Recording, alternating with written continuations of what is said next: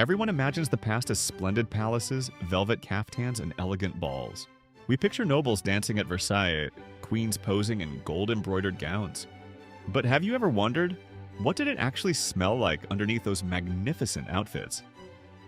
The answer might surprise you, sometimes like roses, sometimes like a mix of stale sweat and feces. Today we're diving into history's smelliest truth. The ancient Egyptians were true pioneers of perfume. Because water was scarce, daily bathing wasn't considered a given, so people masked their scent using incense oils and resins instead. The wealthy would wear cone-shaped blocks of solid fat on their heads. Over the course of the day, these strange but effective, you could call it a perfume dispenser. In ancient Rome, things were a bit more organized. Public baths, the thermae, were the center of social life.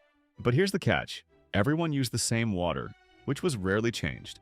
So that clean feeling actually came from bathing in water that thousands of others had already bathed in. Now let's get to history's dirtiest period.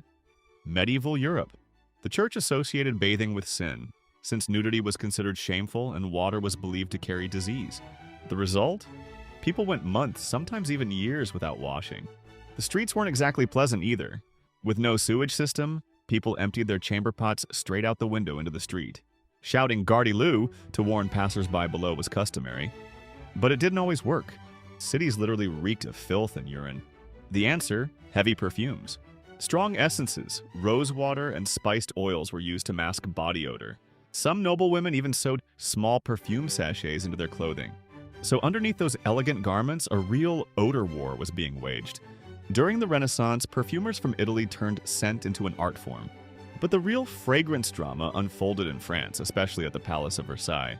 Under Louis XIV, the court came to be known as la cour parfumée, the perfumed court, because quite literally, everyone and everything was drenched in heavy scents. Because quite literally, everyone and everything was covered in heavy scents. Here's the irony. Thousands of people lived at Versailles, yet there was almost no bathing. Hallways, stairwells, even corners of the garden were used as toilets. Residents of the palace poured liters of perfume on themselves just to escape the stench. That's why some historians describe Versailles as a glamorous but filthy palace. Things truly changed only in the 19th century. Scientists discovered that diseases spread not from bad smells but from germs. This discovery transformed the understanding of cleanliness at its core. Sewage systems were built in cities, soap production became widespread, and regular bathing became a habit. In the Victorian era, bathing began to be seen as a moral virtue. The saying, "cleanliness is next to godliness," belongs to exactly this period. Perfume was no longer used to mask odor, but became an accessory that complemented a hygienic lifestyle. So, in short, throughout history, humanity has always searched for ways to coexist with odor. Sometimes with heavy perfumes, sometimes with public baths, and sometimes just by enduring it. Today, as we take a hot shower and spray on deodorant, we're actually reaping the benefits of a struggle thousands of years in the making. So which era do you think you could have survived?